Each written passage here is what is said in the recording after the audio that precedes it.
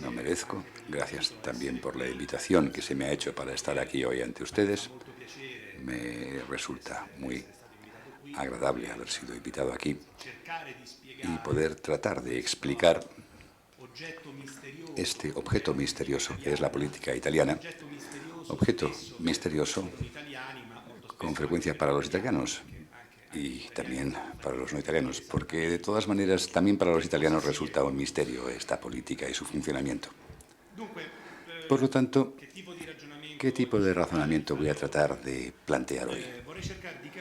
Me gustaría intentar comprender qué es lo que ha sucedido en Italia en los últimos, digamos, 25 años en la política italiana, concentrándome mucho en los acontecimientos del centro-derecha y concentrándome mucho en el fenómeno del berlusconismo, que desde luego ha sido el gran protagonista de la historia italiana en el último cuarto de siglo, pero también tratando de comprender qué es lo que ha sucedido en general en la política italiana. Creo que, como ha dicho Jorge, esto no solo es interesante para los italianos, porque estoy convencido de que en Italia se han anticipado una serie de fenómenos y tendencias que luego se han desarrollado en otros lugares. En especial estoy convencido de que Italia ha empezado a mostrar, antes que otros países, de forma más marcada, más visible que en otros países, una cierta tendencia a la antipolítica, a la crítica a la política, al uso político de la antipolítica. Por lo tanto, el hecho de que desde la política se han desarrollado planteamientos no políticos, y luego trataré de aclarar qué es lo que pretendo decir cuando hablo de antipolítica. De alguna forma, Italia se puede considerar una especie de laboratorio para otros países europeos, también España, pero no solo, y en cierto sentido para países incluso no europeos, porque, en fin, naturalmente no puedo entrar ahora en este aspecto, aunque luego podríamos discutir algo sobre ello.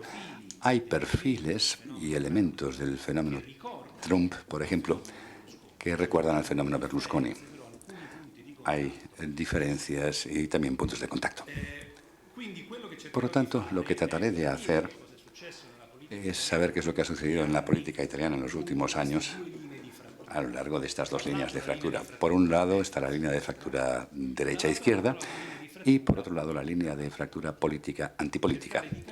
Y hay que tratar de comprender cómo el sistema político italiano se ha desarrollado en los últimos 20 años,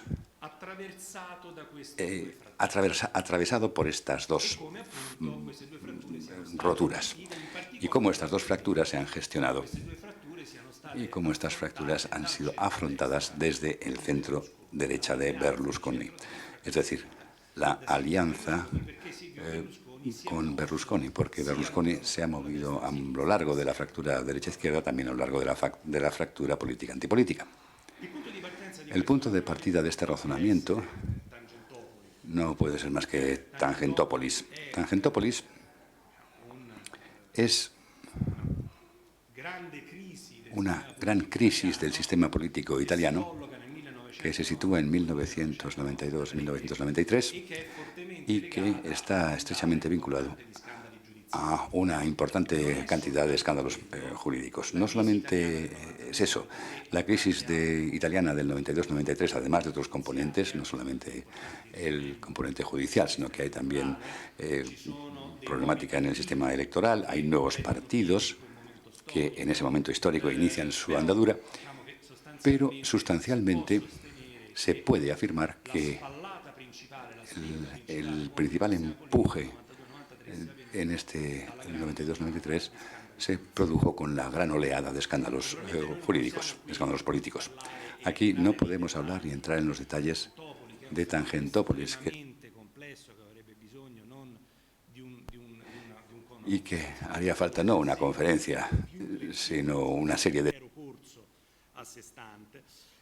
Però ci sono alcuni elementi naturalmente che devono essere sottolineati perché poi spiegano che cosa succede successivamente, perché poi il sistema politico italiano ha reagito e si è sviluppato nella maniera in cui si è sviluppato. Tangentopoli naturalmente Tangentopoulos tiene una serie de causas exógenas que proceden del exterior del país, y me limito solo a mencionarlo porque si no, no acabaríamos nunca.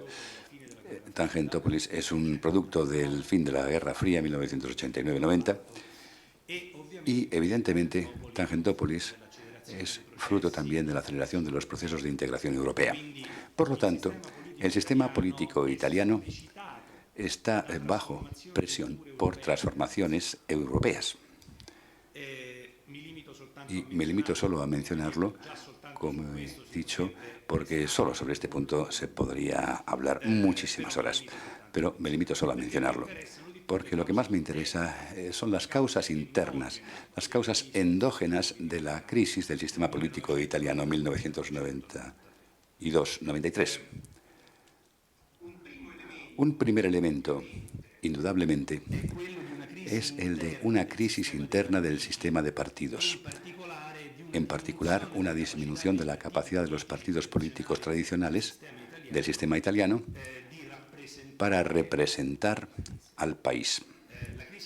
La crisis de los partidos, la crisis de la representatividad de los partidos, desde luego, no es solo una cosa que sucede en Italia.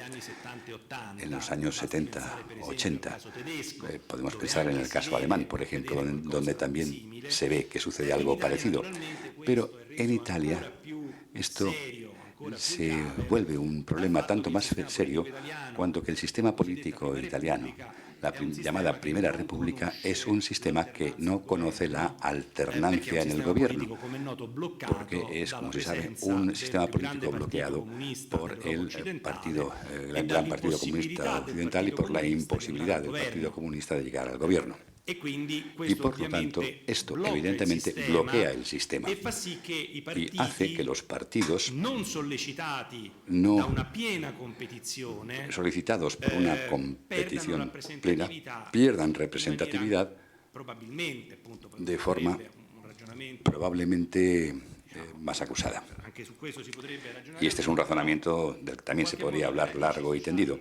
En cualquier caso, las raíces sociales de estos partidos empiezan a secarse. Y un primer elemento es la pérdida de representatividad de los partidos políticos que en el sistema político italiano, sobre todo a partir de los años 50, habían representado a un elemento importante del sistema político.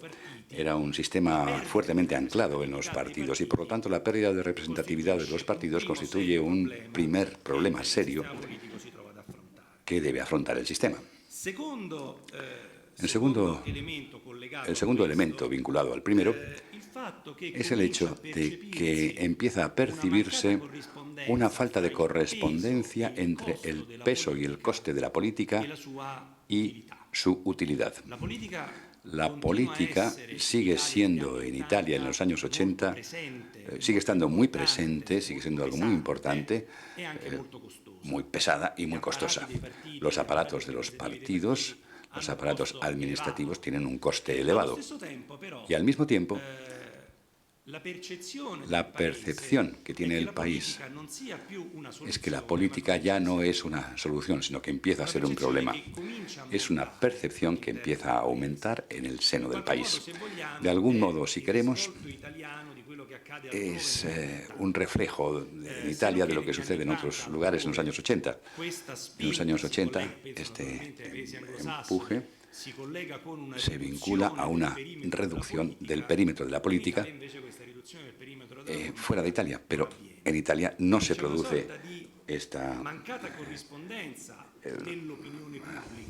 cuestión. Luego, en la opinión pública, se podría discutir hasta dónde estaba fundamentada esta percepción de la política, pero hay una percepción de que nosotros estamos pagando mucho por un servicio que no se nos da, por una estructura política pública que no es una solución, sino que es un problema. El tercer punto, en mi opinión especialmente interesante, es que la política recibe esta demanda por parte de la sociedad. La política entiende que se está debilitando a ojos de la sociedad civil italiana y, en cierto modo, responde manteniendo la necesidad de reformarse ella misma.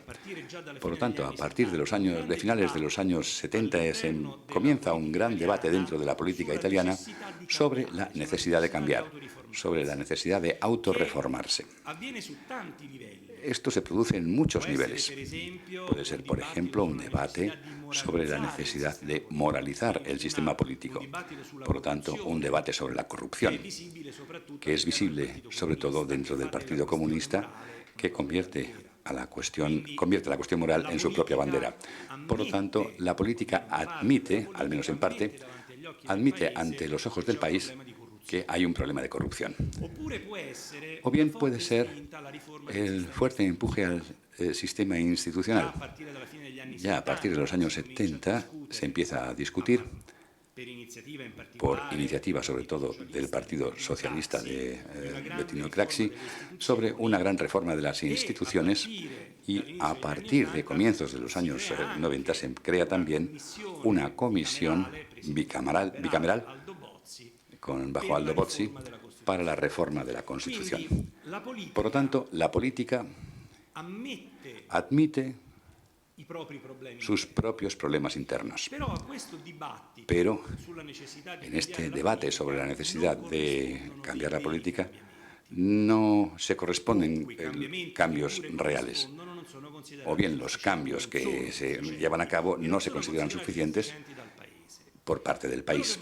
Lo que quiero decir es que, en mi opinión, a partir de los años 80, o quizá a partir de finales de los años 70, la política empieza a deslegitimarse ella misma, contribuye a su propia deslegitimación, admitiendo sus propios defectos, admitiendo su propio mal funcionamiento, pero sin conseguir cambiarse. Es una paradoja que se conoce bien en las ciencias sociales porque se ha utilizado desde la crisis de Tocqueville. El momento en el que un sistema empieza a reformarse es el momento más peligroso de ese sistema, porque el momento en el que empieza cambiando está admitiendo que funciona mal. Y si no te reformas con rapidez, lo que queda a ojos del país es el hecho de que tú mismo admites que no funcionas.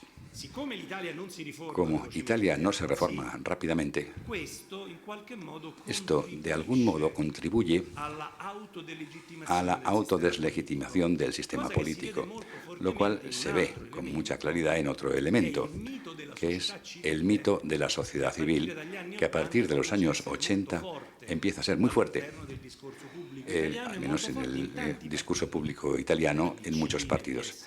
La Democracia Cristiana, el PC, en fin, muchos otros. ¿El tema cuál es? El tema es la sociedad civil sí funciona. La sociedad civil es un lugar bueno, virtuoso. La política, sin embargo, es un lugar malo. Hay una construcción de una serie de dicotomías entre la sociedad civil que sí funciona y la sociedad política que no funciona. Vean ustedes, el mito de la sociedad civil, de nuevo, no es algo solo italiano. Por ejemplo, sucede con mucha intensidad en la Europa oriental en los años 80, o también en el Congo belga. Lo llamo Congo belga para entendernos. En fin, me refiero al Congo de Kinshasa, no el Congo de Brazzaville. Es el heterocolonialismo. Pues a partir de los primeros años 90 en el Congo, entre la crisis del régimen de Mobutu, está el mito de la sociedad civil. Y también ahí habría que estudiar en clave transnacional qué sucedió. Desde luego, también esto sucede con mucha intensidad en Italia. Y es la construcción de una dicotomía. Sociedad buena, política mala. Y al mismo tiempo es la preconfiguración de una solución. Si la política es mala, nosotros ya tenemos una solución lista, que es la sociedad. Solamente basta con transferir la sociedad a la política. algo que evidentemente no es nada fácil, pero se desarrolla este mito de retórica. Y en este mito de la sociedad civil italiana, con un punto progresivo, vital, positivo, abierto al mundo, capaz de afrontar la competición internacional y los procesos de globalización que empiezan a percibirse, en la construcción de este mito, digo, y lo digo para establecer una relación con lo que sucede después, desempeñan un papel muy importante en las decisiones privadas de Silvio Berlusconi. El Berlusconi emprendedor de televisión es un protagonista de la construcción de forma, digamos, poco intelectual, más aún nada intelectual, pero muy eficaz. Es un protagonista, digo, de la construcción de este mito de la sociedad civil italiana que gana, que es fuerte, que es extraordinario y que, si no existiese la política, funcionaría muy bien. Es la idea de que la culpa de los problemas italianos son de la política. Si cambiamos la política, Italia florecerá, se convertirá en un país maravilloso donde todo funcionará perfectamente. Sobre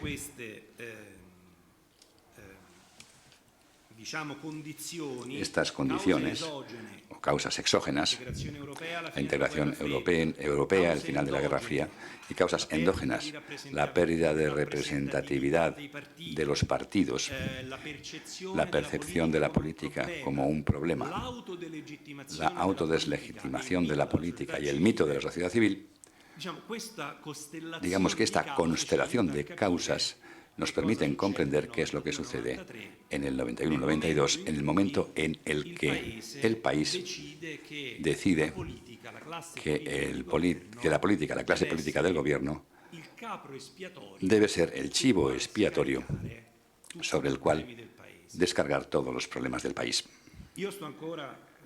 Yo, como decía Borges, apenas estoy empezando a razonar sobre Tangentopoli, también quería escribir un libro al respecto, etc., pero todavía no he entendido a fondo qué es lo que ha sucedido.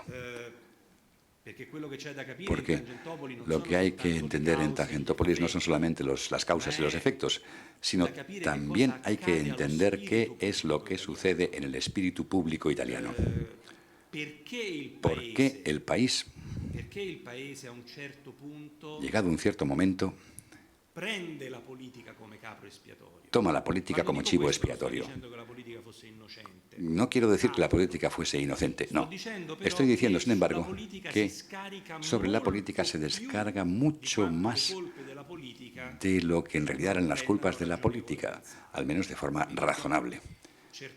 Estoy tratando de entender, haciendo lecturas incluso excéntricas y curiosas, de Girard a Ascaniti, para tratar de comprender qué es lo que sucede en lo que es una fractura del tejido histórico de la República Italiana. Pero seguramente ahí se rompe algo.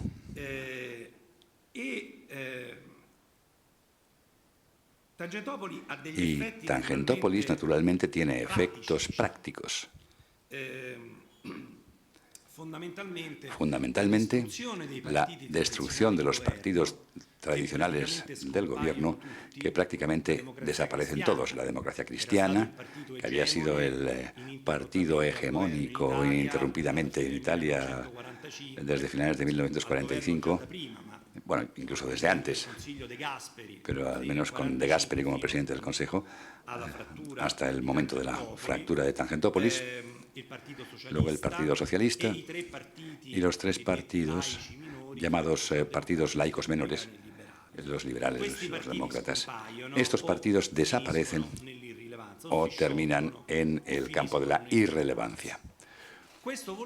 Esto quiere decir, fundamentalmente, que la mitad abundante del electorado italiano, que había votado esos partidos en abril del 92, no 100 años antes, no 10 años antes, Bueno, pues estos partidos a final del 93 y principio del 94 se disuelven prácticamente y habían sido votados en el 92, un año antes. O sea, en año y medio los partidos que todavía eran votados por la mayoría de los italianos se disuelven. Digamos que ahora se abre un vacío inmenso en el sistema político italiano. Pero más allá de esto, esta fractura psicológica, cultural, ética, esta explosión que tiene lugar en Italia en el 92-93 lleva a una profunda deslegitimación de la política. ¿Qué trato de decir cuando hablo de una crisis de la política, una deslegitimación de la política? Pues entiendo 4 cosas que voy tan solo a mencionar para explicar mejor el tema del que estoy hablando. Una crisis, una percepción clara de la crisis, de la capacidad de las instituciones políticas para representar a una sociedad que cambia cada vez con mayor rapidez. Por lo tanto, un aspecto que ya les he presentado, la crisis de los partidos, la crisis de las instituciones para representar a una sociedad cada vez más fluida, más líquida, más cambiante. Ese es el primer elemento. El segundo elemento es una crisis en el papel de la política como instrumento de gestión del cambio histórico. Lo podríamos decir de forma más sencilla, un instrumento de solución de problemas.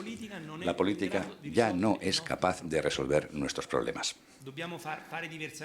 Debemos actuar de modo distinto, debemos encontrar otro sistema, por 1000 razones, por la integración europea, en fin, por 1000 razones, pero la política nacional ya no es capaz de solucionar esos problemas, o al menos no los puede resolver, como lo hacía 20 años antes.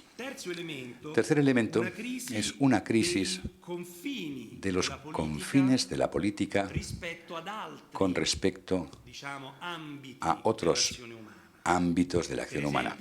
Por ejemplo, una crisis de la política con respecto a la economía. Es decir, la política empieza a ser invadida por lógicas económicas, empieza a ser invadida por lógicas tecnocráticas, empieza a ser invadida por voces mediáticas, empieza a ser invadida, y en Italia es clarísimo, por lógicas judiciales. Por lo tanto, la política como ámbito autónomo, como ámbito, digamos, como espacio de la política, los confines de la política, la parte de vida humana que está gestionada por la política, se reduce. Hay cosas que ya hacen los demás, hay decisiones que toman los demás, que toman otros. La política ya no es capaz de tomar ciertas políticas, por lo tanto las toman los jueces, por ejemplo. Cuarto elemento, vinculado a este, pero distinto, es una crisis de la autonomía de la política con respecto a estos aspectos. Por lo tanto, no solamente se reducen los confines de la política, sino que hasta 20 años antes, hasta 10 años antes, esta decisión la tomábamos nosotros los políticos italianos y hoy esta decisión la toma la burocracia de Bruselas. Hoy esta decisión la toma el Poder Judicial. Pero también esas decisiones que todavía es capaz de tomar la política las toma siguiendo lógicas que no pertenecen a la política. Por ejemplo, luego lo veremos más claramente al hablar de Berlusconi, por ejemplo, digo, la política sigue lógicas de carácter empresarial. El político ya no actúa según lógicas políticas, sino que actúa según lógicas de naturaleza empresarial. El problema ya no es cómo hay que gestionar políticamente al país, sino cómo obtenemos eficacia. Por lo tanto, entramos dentro de una lógica de naturaleza empresarial. Con todo esto, la antipolítica se convierte, en mi opinión, antes de que suceda en otros países. En Italia, en mi opinión, este es un elemento de anticipación, pues se convierte, digo, en un elemento profundo del espacio político nacional. En la crisis del 92-93. Todo lo que nos explica, todo este razonamiento nos explica a Berlusconi. Berlusconi se entiende tanto con respecto a la fractura derecha-izquierda, como decía antes, como con respecto a la fractura política antipolítica. Sobre todo, hemos dicho que Tangentopoulos abre un enorme vacío en el centro del sistema político italiano. Millones y millones y millones de electores que habían votado a los partidos de gobierno, de un día para otro, no saben ya a quién votar. Por lo tanto, hay millones de electores en caída libre. Quien quiere, quien consigue hablar a estos electores, se los gana. Berlusconi, en este aspecto, llena ese espacio, desarrollando una extraordinaria labor de suplencia, porque en este espacio ya no hay organizaciones de partido, ya no hay clases políticas, ya no hay culturas políticas. Es un espacio que ha sido vaciado por la crisis del 92-93. Berlusconi lo rellena. ¿Y cómo lo rellena? Lo rellena con un partido empresa y con una persona programa. Un partido empresa, porque Berlusconi evidentemente utiliza todos sus extraordinarios recursos personales. Berlusconi es un hombre muy rico. Berlusconi es un hombre que posee 3 cadenas de televisión, de 6 que hay, o sea, la mitad del sistema televisivo nacional. Berlusconi es un hombre que es propietario de una empresa difundida en todo el territorio nacional. Por lo tanto, es ya como un partido. Sobre las elecciones del 94 les cuento una historia personal. En el 91, durante la campaña electoral, yo hice una reunión de trabajo en Publitalia, que era la empresa de Berlusconi. Yo estaba haciendo un doctorado en historia y celebré esta entrevista. Bueno, yo por curiosidad fui a esa entrevista y dentro de la sede de Publitalia se hablaba solo de política. Es decir, Publitalia se había convertido en el elemento portante de un partido político. La empresa se convierte, por lo tanto, en la estructura sobre la cual Berlusconi puede construir su partido político. Y es también la persona programa. Por un lado está el partido empresa, por otro está un liderazgo alrededor del cual consigue coagularse una oferta política que está muy identificada con la persona de Berlusconi. Berlusconi, en su biografía, ya presenta un programa político. Y este es uno de los elementos de la credibilidad de Berlusconi. Ahora veremos qué tipo de programa era ese. De esta forma, a través de estos recursos personales extraordinarios, Berlusconi consigue construir en Italia un centro-derecha con su fuerza, consiguiendo además aunar por un lado la Lega, es decir, el partido autonómico o autonomista, en cierto sentido secesionista del norte de Italia, y el movimiento social italiano, que luego se convertiría en Alianza Nacional, es decir, el partido postfascista que ya existía desde el final de la guerra.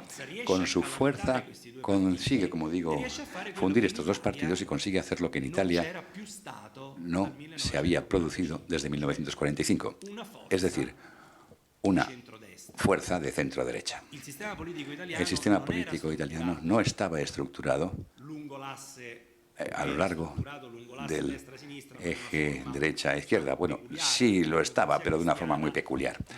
La Democracia Cristiana no era un partido que se considerase un partido de centro-derecha. Era un partido que cogía votos del centro-derecha, en cierto sentido también de la derecha, pero se pensaba a sí mismo como un partido de centro, incluso de centro-izquierda. Por lo tanto, en Italia no había habido, no hubo después del 45 una fuerza de centro-derecha.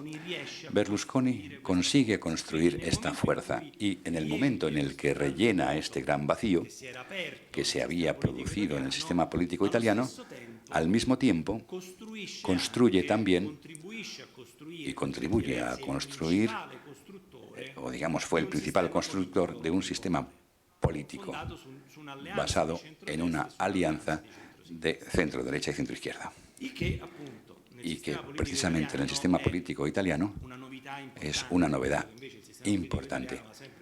El sistema político italiano siempre ha funcionado según mecanismos de diferente tipo, también antes de la República. Al mismo tiempo decía que Berlusconi ofrece también un programa. Ofrece una idea sobre lo que hay que hacer. Y es una idea que representa una respuesta eficaz a la petición antipolítica del país. Si Tangentopoulos fue una crisis de la política, no solo de esa política de los partidos en el gobierno, sino más en general de la política como ámbito de la actividad humana, Berlusconi ofrece tres respuestas muy eficaces ante esta crisis.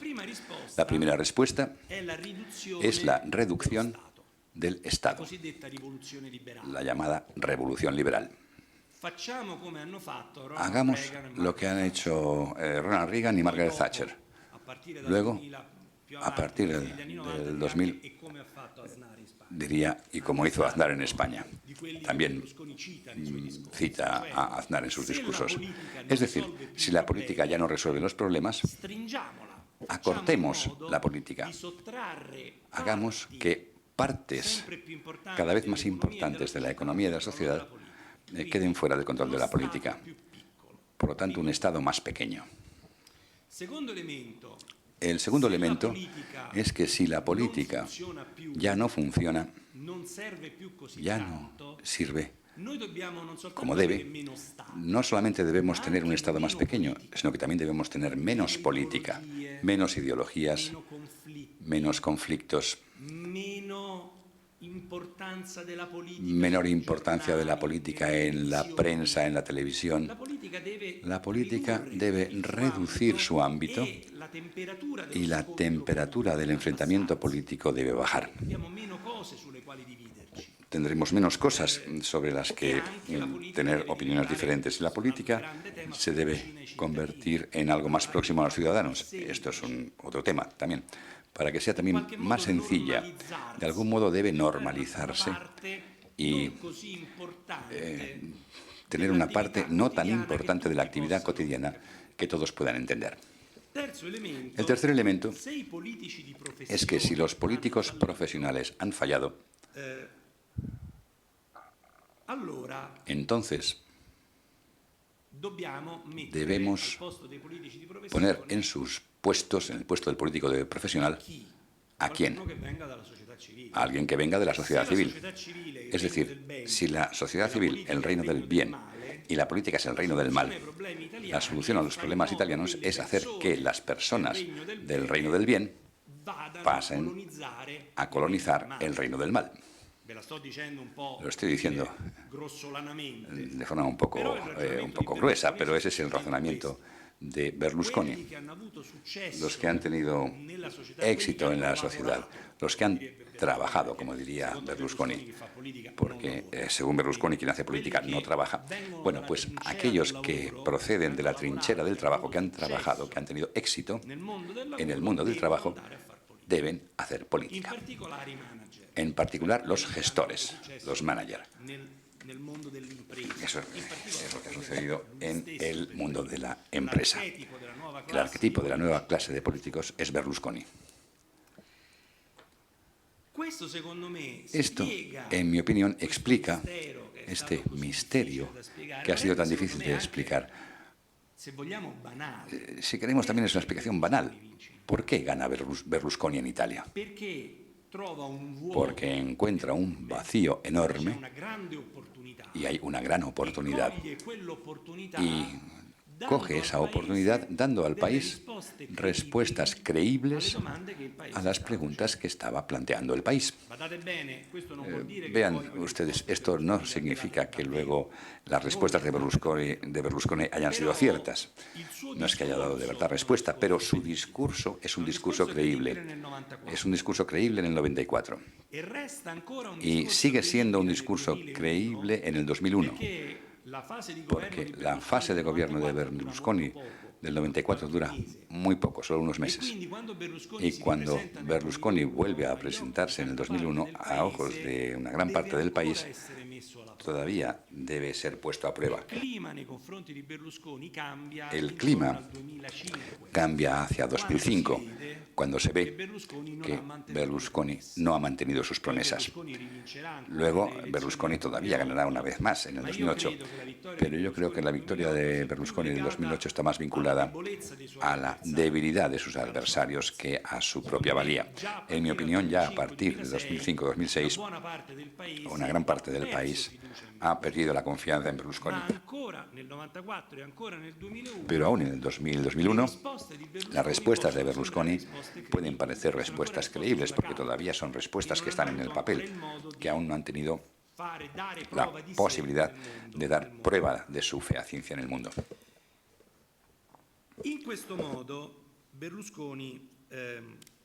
De esta forma, Berlusconi, como decía antes, ayuda y contribuye a crear, en mi opinión,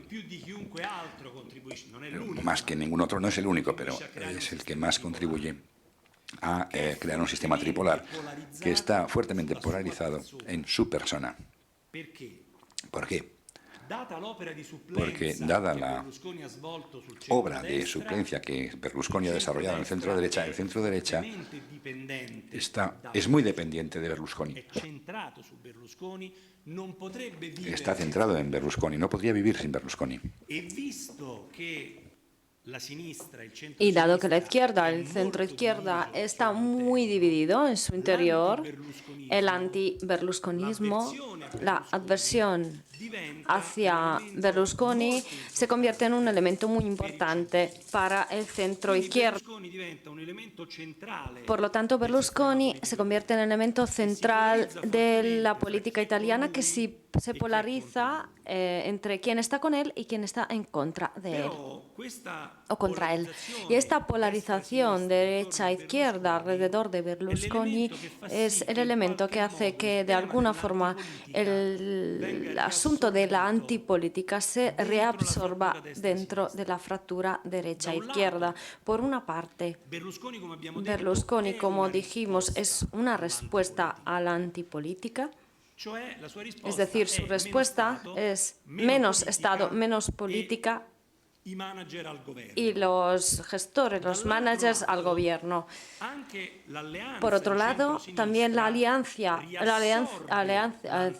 centro-izquierda absorbe la antipolítica a través del justicialismo, de la moralidad en política, porque la oposición contra Berlusconi tiene una fuerte componente de naturaleza moralista y justicionalista. ¿Por qué estamos en contra de Berlusconi? Porque Berlusconi es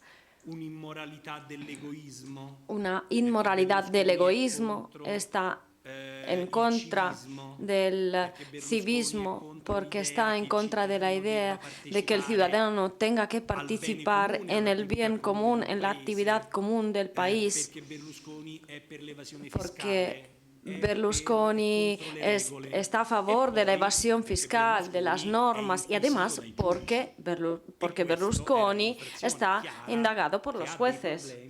Por lo tanto, está claro que tiene problemas de naturaleza ética y judicial. Y al final del todo es porque Berlusconi tiene una ética, como todos sabemos, una ética personal discutible, siendo de esta forma clementes para con él. El elemento de la crítica, el elemento de la introducción de lógicas no políticas, prepolíticas dentro de la política también existe en la izquierda, pero a mí me gustaría decir que el bipolarismo de la derecha-izquierda, creado por Berlusconi desde 1994 hasta 2011, tiene el objetivo de reabsorber la crisis de la bipolaridad y de la antipolítica. La política, de todas formas, no es capaz de reformarse a sí misma y de proporcionar esas respuestas al país, esas respuestas que devuelvan a la política su dignidad plena. Es decir, la adversión para la política está en el país, no se apaga, no se reabsorbe, se cubre por la factura berlusconismo, anti-berlusconismos. Y si yo, por ejemplo, soy de izquierda, voto en contra de Berlusconi porque veo en él el emblema peor de la política, y si soy de derecha voto Berlusconi porque pienso que Berlusconi es un antipolítico. En todo caso, queda en el país una hostilidad, una falta de confianza para con la política en general. La falta de reforma del país es lo que lleva en 2011 a la gran crisis de la deuda soberana en Italia. Aquí también no es algo solo italiano, evidentemente. En el momento en que llega la tormenta de 2011, el sistema político italiano no está a la altura para enfrentarse a esta tormenta. Desde el 94 hasta 2011 no ha utilizado ese tiempo para prepararse a la tormenta. Y la crisis italiana de 2011 es, en mi opinión, la segunda parte de la crisis del 92-93, es decir, la crisis de un país que acepta el vínculo europeo porque cree que Europa es la única forma para arreglar el país. Italia, en la literatura italiana se habla de vínculo externo. Italia pide a Europa vínculos de naturaleza económica porque piensa que solo con el vínculo europeo pueda arreglarse. Y lo hace entrando en el sistema monetario europeo, con Maastricht, entrando en el euro. Pero por otro lado, no logra satisfacer estos vínculos hasta el final, no logra responder a las demandas de esos vínculos. Ocurre en el 93 y en 2011. Con el 2011, este sistema bipolar, Berlusconi y anti-berlusconismo demuestra que no ha llegado a proporcionar una respuesta a estos vínculos que se habían creado. Y por esta razón el bipolarismo, la bipolaridad entra en crisis y que la antipolítica vuelva a la luz la hostilidad, porque se había quedado desde el 92-93, se había quedado siempre allí, pero que ahora esta antipolítica vuelve a surgir con otro aspecto, de otra forma, con formas diferentes. Os cito solo tres, las más relevantes de estos últimos años. Monti, el gobierno de Mario Monti y el montismo es una forma de antipolítica, es decir, una forma de invasión de la política por parte de las lógicas tecnocráticas europeas. Los políticos no están a la altura de gestionar, de administrar, por lo tanto, hay que poner en el país una teocracia que pueda hacer frente a todo esto. Es cierto tipo de antipolítica, de todas formas, es un elemento fuerte de desconfianza ante la política. No estáis capacitados para resolver los problemas, por lo tanto, nosotros, los tecnócratas, vamos a resolveros los problemas. Tecnócratas no políticos, con una forma de arrogancia más bien visible y marcada. No tengo un juicio negativo del gobierno de Monti en sí, por las cosas que ha hecho, pero el montismo en la política tenía una vena de arrogancia que se veía muy claramente después de las elecciones de febrero de 2013. Y cuando hablé con varios candidatos de la lista Monti, las elecciones no habían ido como ellos querían y su respuesta era no nos han querido. Pues se notaba este elemento de desconfianza. Los italianos votan bien si nos votan a nosotros y si en caso contrario no votan bien. El segundo elemento de antipolítica ha sido el movimiento de 5 estrellas de Beppe Grillo. Y en este caso, la antipolítica va mucho más allá. No son las tecnocracias europeas, no son los empresarios que vienen de la sociedad civil. En la retórica del movimiento fundado por Beppe Grillo son las personas cualquiera, las personas de a pie. Grillo, en una de sus frases típicas, es una ama de casa en el Ministerio de la Economía. En el Ministerio de Economía. Por lo tanto, la idea que la política no sea solo un ámbito autónomo, sino algo que todos deben poder hacer y deben hacer, y que no haya competencias técnicas requeridas para hacer política. La política la pueden hacer todos y la deben hacer todos y lo deben hacer los portavoces de la gente común a través de los medios informáticos. Por lo tanto, una especie de mito rusoviano tecnológico en el que todos participan, pero luego el portavoz del pueblo desarrolla el programa propuesto.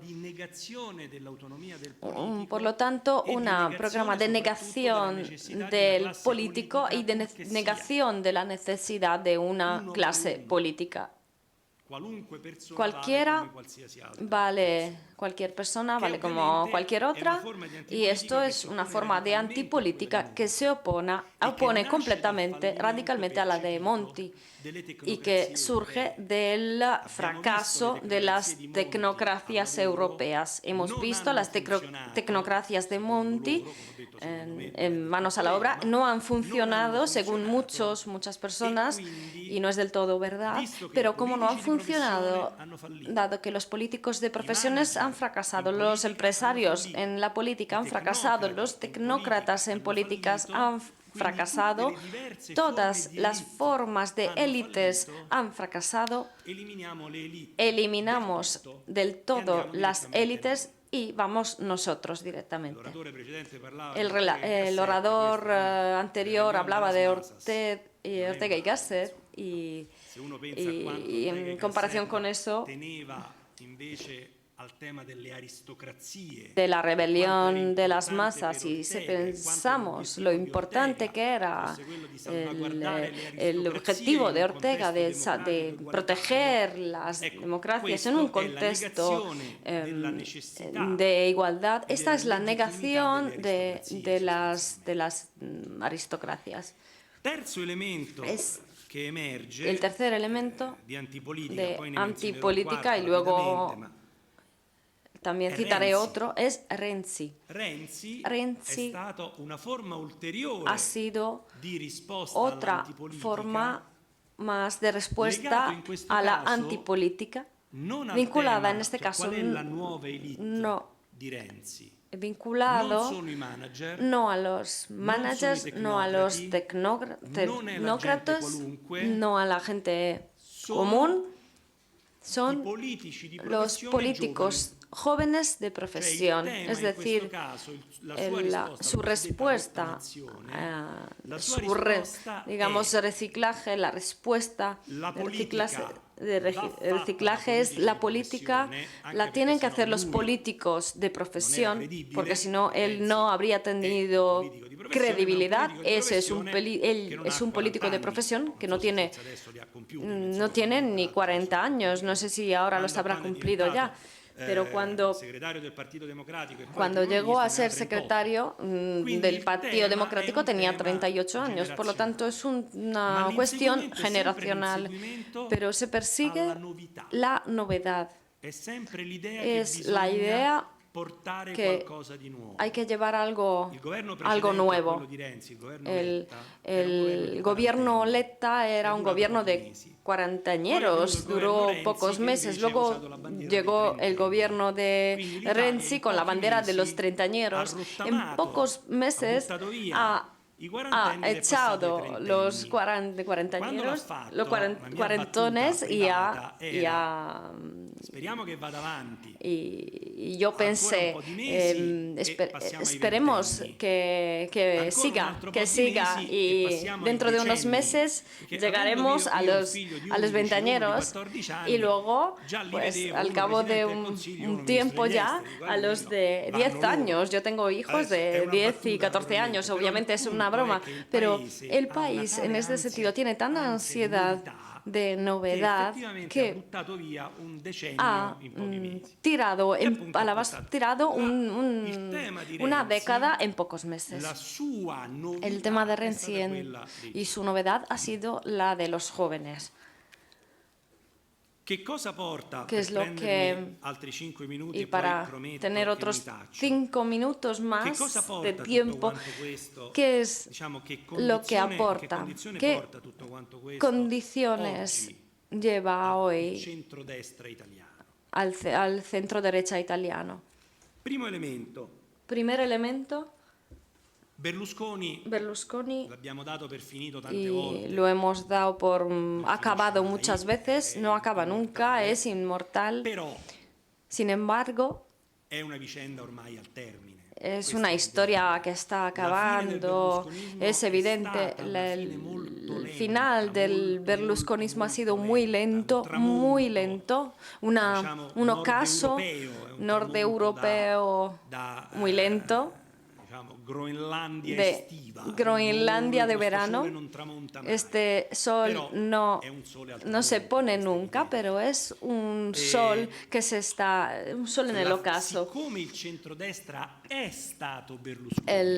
Pero como el centro derecha ha sido Berlusconi, y no solo eso, sino que Berlusconi ha desintegrado activamente cualquier persona o cosa que pudiera ocupar su lugar, esto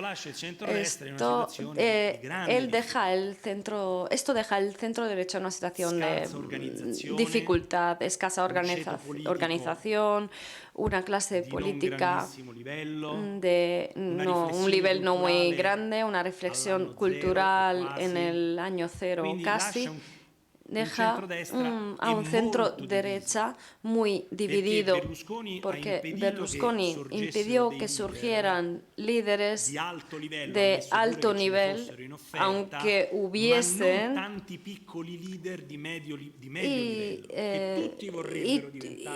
y ha dejado como líderes de medio nivel, y es una situación, por lo tanto, muy fragmentada, muy dividida. Y además Berlusconi sigue existiendo, sigue estando. Por lo tanto, aún todavía está jugando su partido y impide que se pueda jugar un verdadero partido abierto. Segundo elemento, al mismo tiempo la cuarta forma de antipolítica que se desarrolló después de 2011 fue una mutación de la Liga. La Liga, que era un partido muy radicado en el norte de Italia, un partido regionalista vinculado al tema de la autonomía de las regiones de Italia del Norte, con el nuevo liderazgo de Salvini, se ha convertido en un partido lepenista. Y hoy en las encuestas está alrededor del 15%, que es más de lo que ahora recibe de los votos que tiene Berlusconi. Por lo tanto, podemos ver este fenómeno también en Alemania, lo hemos visto en Inglaterra, esta fractura entre una derecha ligada al popularismo europeo y una derecha más radical. Esta fractura se ve muy claramente en el sistema italiano también. Por lo tanto, el problema del post-berlusconismo se hace más grave por esta fractura que no es solo italiana, sino que pertenece a todos los sistemas políticos europeos. Y aquí el centro derecha tiene recursos que gastar. El principal recurso es que el electorado de centro derecha todavía está ahí. Los electores de centro derecha pueden ir hacia Renzi, sí. Pueden ir hacia el movimiento 5 estrellas. Pero, como hemos visto en las elecciones locales que han tenido lugar hace poco, el centro derecha todavía está ahí. Todavía espera que alguien le haga una oferta política creíble. Y como ha sucedido, por ejemplo, en Milán, cuando hay una oferta política creíble, aunque Milán sea una ciudad un poco peculiar en el panorama italiano, cuando hay, digo, una oferta creíble, el electorado de centro derecha sigue votando las fuerzas de centro derecha. Muchos se han abstenido y la abstención en Italia es muy importante. O sea, quien consiga hacer una propuesta política creíble, hay mucho margen, mucho espacio para crecer.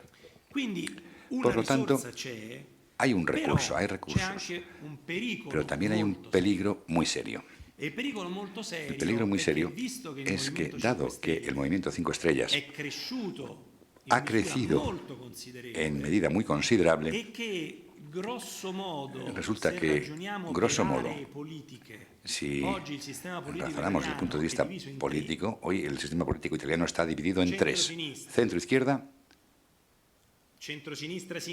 o sea, centro-izquierda, centro-derecha y movimiento 5 estrellas.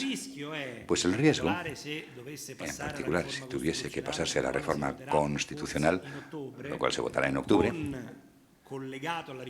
vinculado a la reforma electoral o la reforma constitucional del sistema electoral que ya se ha aprobado.